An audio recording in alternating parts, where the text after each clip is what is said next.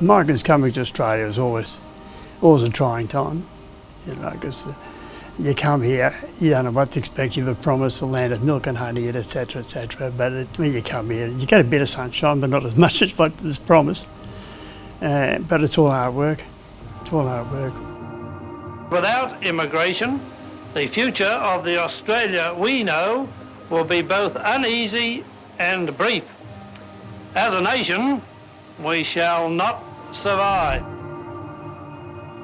My husband had that desire. He would like to get his own business, and in Holland that was not easy. You really had to be quite educated, and he only had primary school.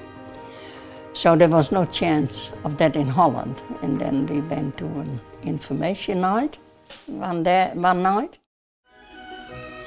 For these Dutch youngsters here being welcomed by the Immigration Minister, Australia is an exciting new land. A land with simple images of the protected koala and the unprotected kangaroo.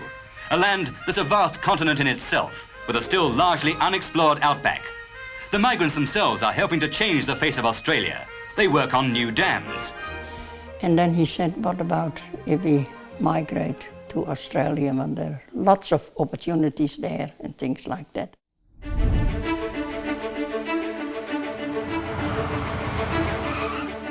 Became by plane. And I thought, well, if we go with a boat trip, then at least we have a good holiday. Now my husband said, a boat trip with 4 kids, I don't think that will be a holiday. So we decided to come by plane. For my mum and dad, I think the biggest challenge was actually getting to stand on their own 2 feet and forge a living in a country that really was fairly harsh. The first 9 years were very difficult, very hard, a lot of sickness. My husband had, after 4 years we were here, he had a very bad nervous breakdown, so he was home for 3 months. Dad also became so unwell that he had his breakdown, so that would have been incredibly tough for Mum then. So if we would not have had our church family and family here, we would not even have money to put food on the table. That's how bad it was for a while. So I was very homesick in the beginning. There was no possibility to go back then. We didn't have a cent.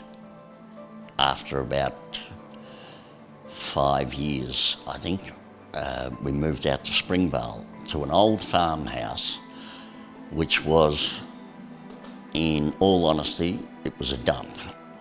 And he took Mum to see that house, and Mum burst into tears because it was rat infested. There were blackberries everywhere, but he assured her that with a big family working bee, because they had some relatives here, and that everybody together, that they could make this a livable home. By European levels, the standard of living is high. A 5-day, 40-hour week is general, and there are 10 public holidays a year. I just remember, like my father, just working very hard. He would do whatever he could to make an extra dollar. We had absolutely nothing, but I have to say that from a child's perspective, Mum thought it was terrible, but for us kids, it was heaven. It was a place you could ramble and wander. We had dams, we had yabbies, it was just paradise for kids. We had 4 children when we came here, and then in 1964, Dirk was born, and then in 1968, the youngest one was born. So then we had 6 children, 4 sons and 2 daughters. How can we start it? Because we didn't have enough money to start a business, and they had so often said to him, you only have to start for yourself, like the people from Melbourne Water, and he was a very good dragline operator. And I was still thinking then, I would not have minded to go back still.